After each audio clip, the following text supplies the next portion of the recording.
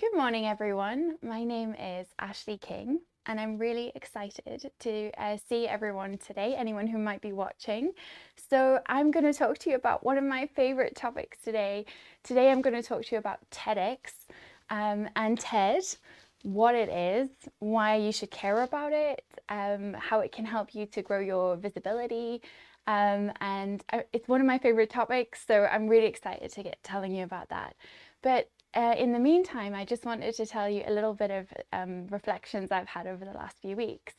And last night I went to a lecture. It was a really interesting lecture. It was the David Goldman lecture, which is an annual lecture at Newcastle University Business School.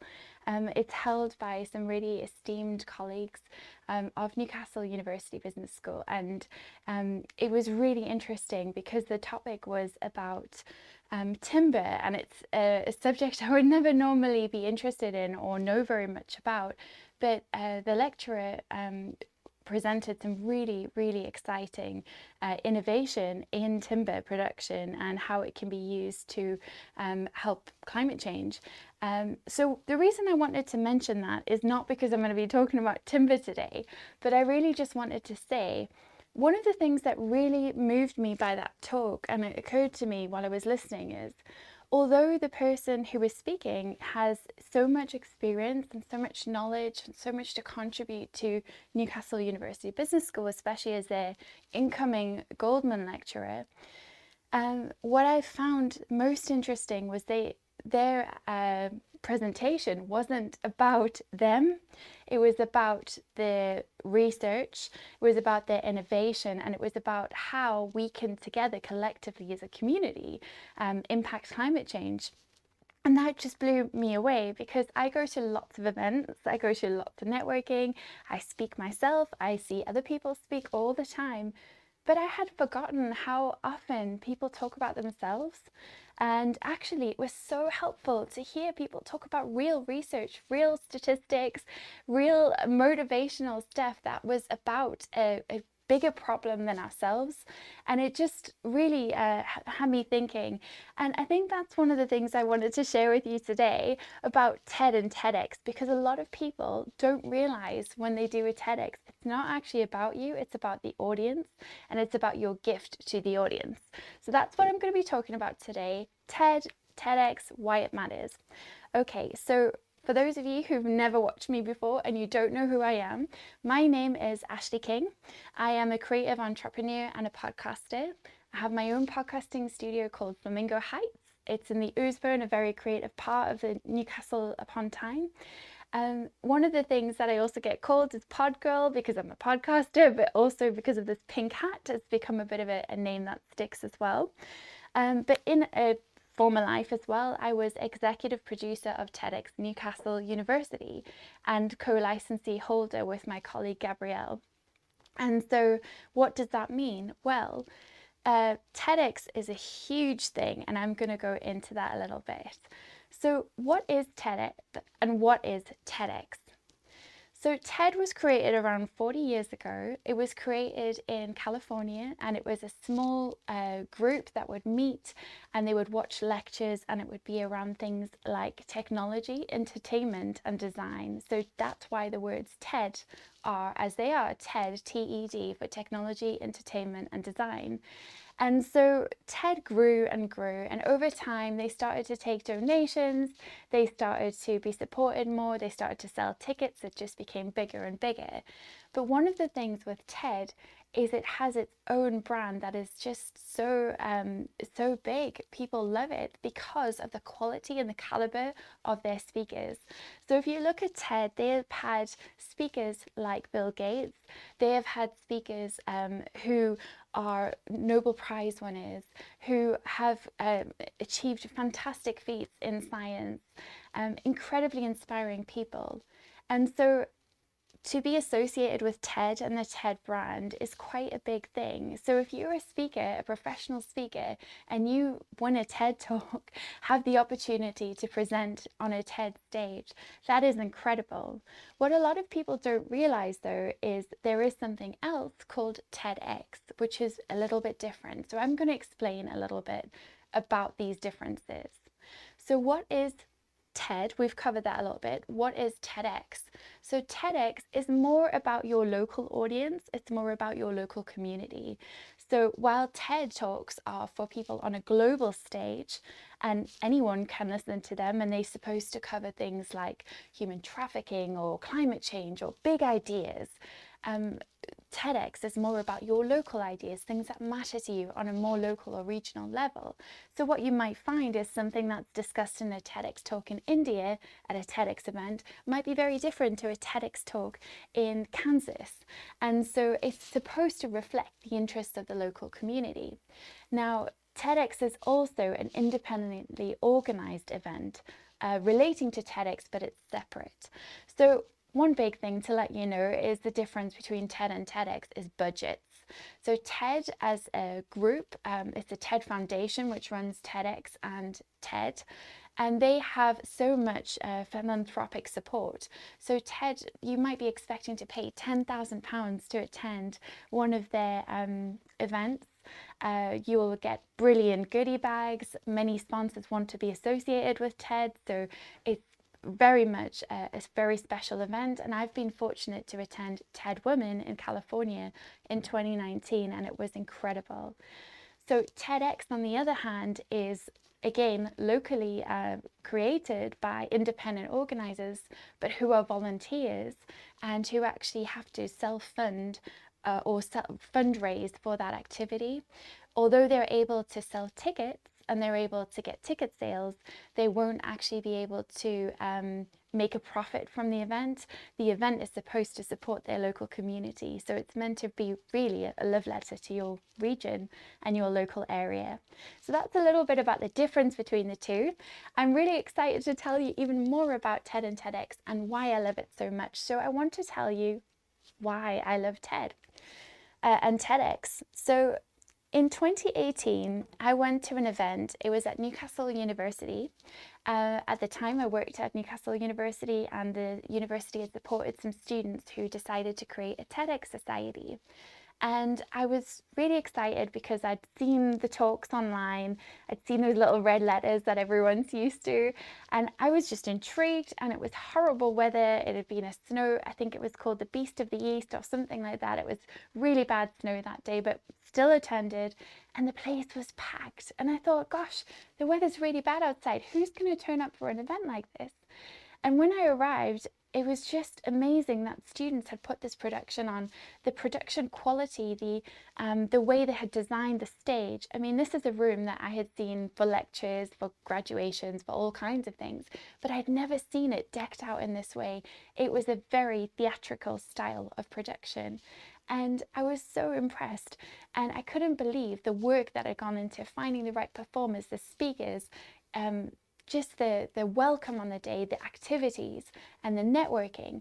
And one of the things that many people don't know about TED or TEDx, because maybe they haven't been to an event but they've seen it on YouTube, is sure, there's these wonderful short videos on YouTube, but actually going to one of these events is amazing because you get to network. And that's a huge part of the TED ethos, about bringing people together to share stories, to spread ideas, to share ideas worth sharing and that matter.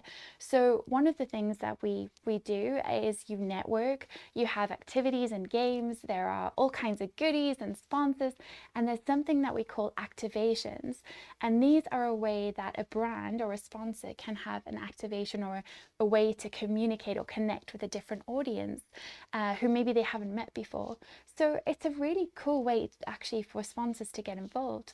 An example of this might be a furniture store who maybe wants to promote a new furniture range. Maybe it's more sustainable or climate friendly, and they might not have certain groups that would go into their space because perhaps their building's very glossy and they just don't know how to get their word out there.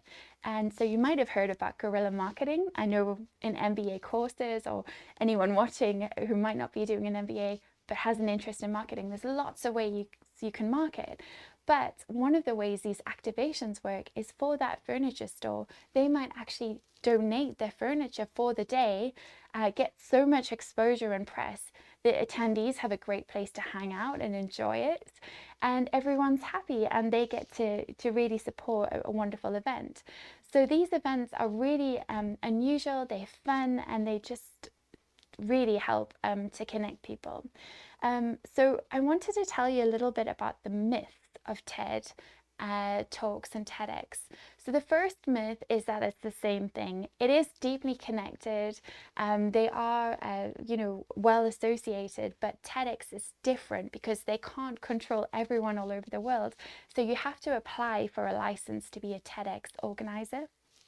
So how that works is you have to be affiliated with a town or a city or a school. So you might have TEDx NHS Gateshead or TEDx Women Newcastle. However, one thing to be really mindful of is if you're thinking of starting a TEDx event, there's a couple of tips I want to give you. First of all, look around your area, do some research. Has there ever been a TEDx event in your area? Because before you start organizing, make sure there's not another TEDx organizer already in place, or who you might want to speak to and ask if it's okay to take that opportunity and to start doing that. Also, for something like TEDx Newcastle, we have a fabulous TEDx Newcastle event in Newcastle upon Tyne. It's run by Herb Kim and Emma Turnbull, and they do amazing work. Now for that event, because they have the license for TEDx Newcastle, they can then run events like TEDx Youth Newcastle, TEDx Women Newcastle. So it is worth saying that before you start an event, make sure that the ability to run that in your location is actually available. Okay, the other thing is budgets and working out what it's going to cost you. So I knew that when I started, when I went to that event that I told you about, I absolutely loved it and I loved the energy, and I thought, gosh, I want to help support these students. And I spent ages campaigning, 2 to 4 years, to try and get more recognition for the amazing work that these students were doing. However, one of the things I would say is, although I worked out calculations of how we could fund our event, it wasn't as simple as just getting a camera and recording some speakers. There was a lot of work that went into logistics, into coaching speakers, into making sure that, all kinds of things were done. And what happened for us is, I'll actually go into this in a little bit more detail in a minute, but we had all kinds of challenges with COVID and the pandemic, and what we had to do is adapt very quickly, and that had a lot of effects on things like making speculative decisions without the full picture. So I would say, before you start planning a TEDx event, make sure you think about the budget, think about people who might be interested, who might want to support you, how you're going to recruit volunteers, and what you want to get out of it. Something I want to really get across today is that TEDx or TED is not for you. It's not about your ego. It's about the audience. It's your gift to the audience. So let's talk about that gift to the audience. So TED, as a foundation, have a legacy or that they wish to leave with the world.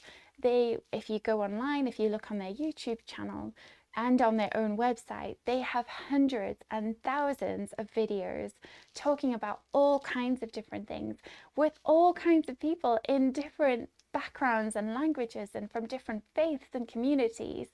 And that's really exciting to me. And one of the things they talk about a lot is they want to leave a legacy for the world. They want to leave a legacy of communication and education that they can share with people, all kinds of different stories.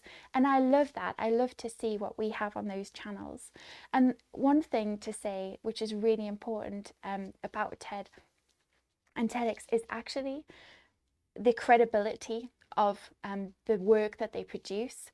So what many people might not realize is, if you were to get a TEDx talk, you're not just going to go on stage, do your usual talk, which you maybe haven't practiced, and wing it. You can't. It's not possible, because what you will have is you will have a curation director that you will work with. You will work with, in my experience, I've always worked with teams for about 6 months.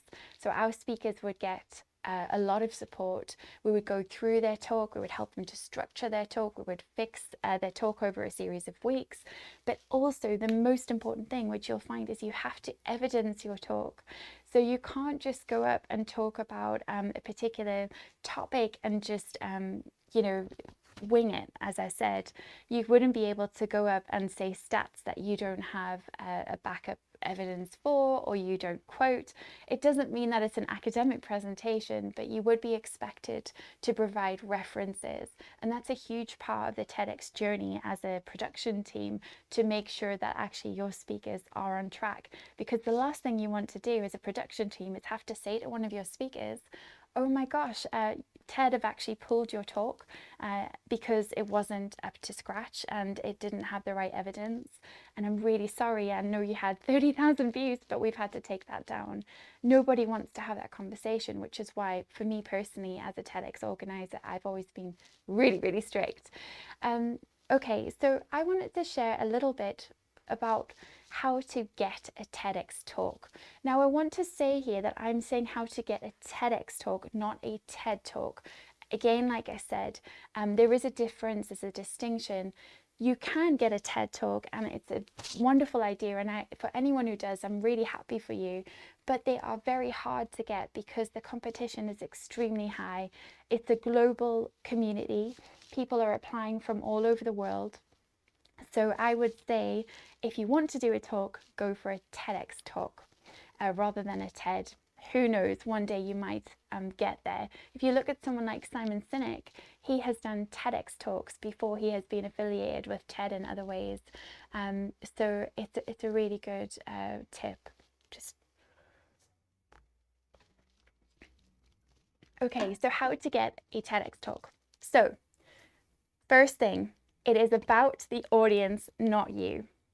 So what I would highly recommend is, if you want to do a TEDx talk, go onto the TEDx website, have a look at the events section or participate, see what TEDx events are coming up, what's going on. You might find that you might live, for instance, in Cheshire. So you could look at what TEDx events are coming up in Liverpool, Manchester, and anywhere else in your area.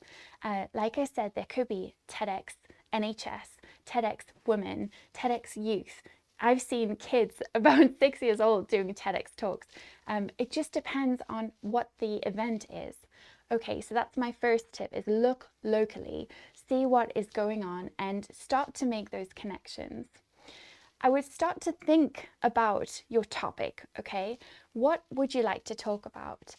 Is it something that's new? Is it something that's going to add to to the research or to a particular viewpoint? Is it something that's going to actually give something different and new? And this is something you'll find TEDx organizers will ask you when you pitch to them. They'll be like, well, what is so special about your idea? So you really need to start thinking about that, your topic. What is so unique about it? Remember, TEDx is based originally around technology, entertainment, and design. So is it a really exciting challenge in the tech sector? Is it something that you've experienced? It can be human social justice matters, however, there are certain rules that you might not be aware of about TEDx. So I need to tell you those as well now. So you aren't able to actually what they call proselytize. I can't even say that word, proselytize. I don't know why it's not rolling off my tongue, apologies. But you can't go on the stage and you can't basically start preaching about a particular topic. So if you have a religious view or if you have a spiritual viewpoint about something, you wouldn't be able to just go on a TEDx stage and start talking about how wonderful it is, or how we are all gonna have something happen to us when we die, or it has to be not necessarily anti-religious, but it needs to appeal to a broad and global audience. And just also remembering that you want to accept different people's viewpoints, so it needs to be something that's inclusive. Okay, you can't talk about things like quantum physics without proper evidence. We've already mentioned evidence, but I know that there are people who've wanted to talk on my TEDx stage about things like crystals and certain topics that are a little bit more new age. Again, there are certain rules with TEDx about what we're able to talk about and not. So if you've got the research and you've got the credibility and the qualifications to talk about certain things, sure, go for it. But what I would say most of all is to really be careful about your content, because it might be the reason that you're rejected if you apply for a TEDx talk.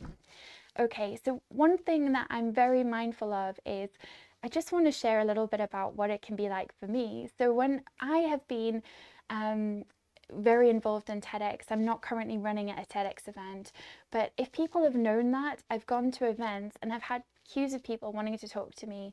And the first thing they ask me is, how do I get a TEDx talk? I want to be on the TEDx stage. Give me a TEDx talk. And some people are more rude than others. Some people are nicer than others. However, what I would say is you have to make the effort to get to know the people behind the organizing team. So again, it's not about you, it's about the audience. What will you bring to the audience? If you have someone who's getting 30 messages a day asking for a TEDx talk, or going to events and getting lots of people asking to be a speaker, what do you think is going to make you stand out apart from all these other people? So what I would highly recommend is, if you want to get a TEDx talk, sure, apply, but actually go and support. Go and buy tickets for their events. Maybe plan to do it in 3 years, but in the meantime, go and support their events. Ask how you can help. Volunteer. Do all kinds of things that you can. Tell people about their event. Help to sell tickets. It's something I see a lot, and it makes me cringe, not just with me as a former TEDx organizer, but with people that I know, such as Herb Kim, who runs TEDx Newcastle. I have previously had events where I've invited Herb, and there'll be people again queuing up and telling him that they should be on his stage. And it can be really awkward because, you know, what is it about you that makes you so special? So I hope that helps and it comes across in the right way. I mean that from the bottom of my heart, that it really is about what you can do to nurture your audience. So please keep that as it's meant to be shared. I think it's really important to consider, when you are thinking about a TEDx event, who are the organizing team? So there are lots of different expectations around TEDx, and I have to be honest, it's actually changed a little bit now. So during the pandemic, there was a lot more content that was put together quite quickly, perhaps with low production quality, and so it's actually opened up the world in a different way for us to do TEDx events. However, every event is different and every budget is different, and as I've already mentioned with TEDx events, you are relying on a local organizing team. So what I've found is that if you look at a city-led TEDx event, they tend to be a higher production budget because they've got people all over the city who want to attend. You've got people who maybe come from outside their region who want to attend and support the event. So in my opinion, that can be a higher production quality or budget. For instance, universities, I personally believe there is a massive opportunity for universities to support their societies who have TEDx societies to run TEDx events. And the reason I say that is because when we ran our TEDx event, we have had collectively over 200,000 videos on our official TEDx talks. So that is an incredible reach to reach different audiences, and it's great for visibility for that institution. However, at the same time, many universities don't support their students in running TEDx events. The students need to do that themselves, although students can apply for grants as well. So I would say a university in the UK that's doing really well when it comes to TEDx is TEDx Warwick, because actually they collaborate between the university and TEDx Warwick as a city organised event. So there's some great places doing some brilliant stuff, but remember, there are so many ways to find a TEDx talk. However, if you're going to do one, remember this production quality is important, because if you get up and you go on stage and you are there and you're doing the most wonderful talk, and then it was filmed with one camera angle and the lighting's terrible. Although you might have wowed the audience in person, it actually means that you might have missed out on that global audience. It might not give you the credibility you deserve.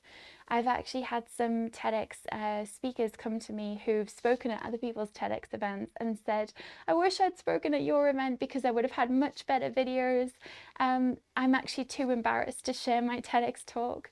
And that is awful to hear, to say, oh wow, I'm a TEDx speaker and have all that credibility and, you know, that goes with it, but not be brave enough to share it.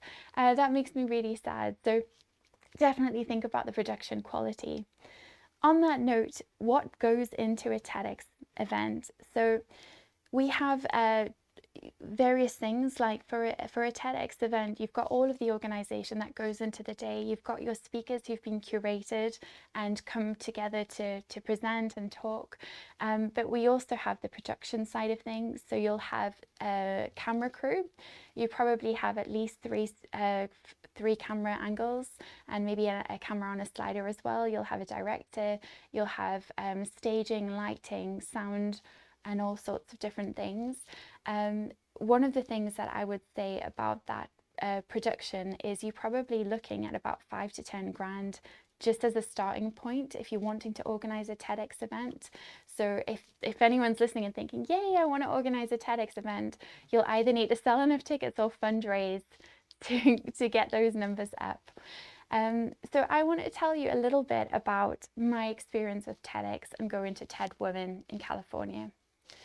So what was it like going to California for TED Women, and why did I go in the first place?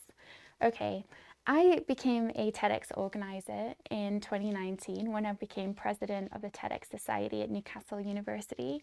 And one of the things I knew straight away is looking at the numbers, to run our TEDx event to the production quality that TED expects and TEDx expect and the speakers deserve, I knew that I would need to sell more tickets.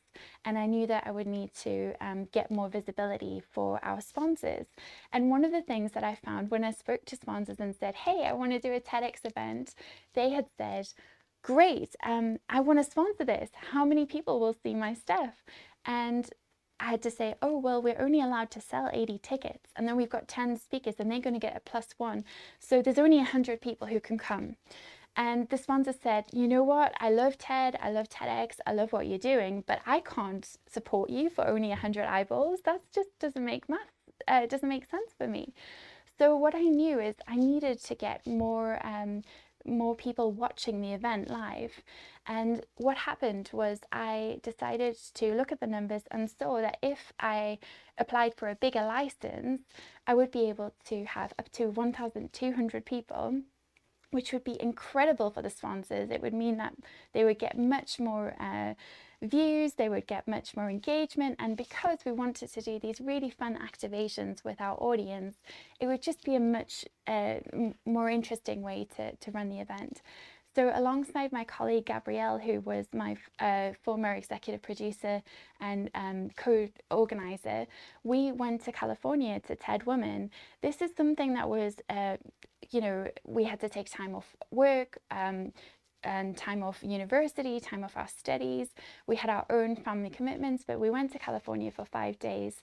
It was really intensive, so much fun, and we self-funded this, by the way. So we went to California, we got to meet amazing TEDx organizers at 2 days of really intensive TEDx training. So we got to learn about how TEDx is funded, what they do.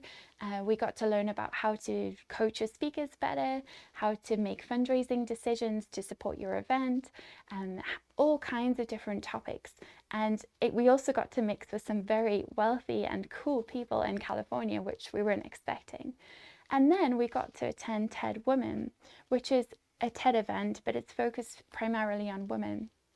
And I have to be honest, having gone to a TED Women event in person, I would love to go again, or even a formal TED event. It's amazing the care and attention to detail at a TEDx event.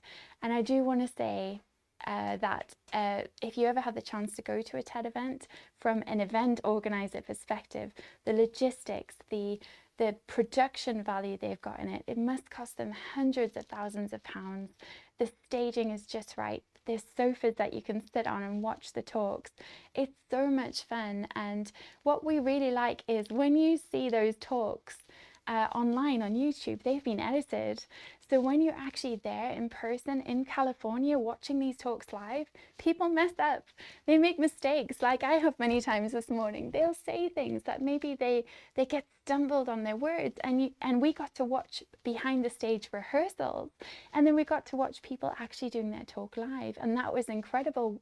We felt like a sneak view on those rehearsals was incredible. But it just goes to show again the work that goes into these events.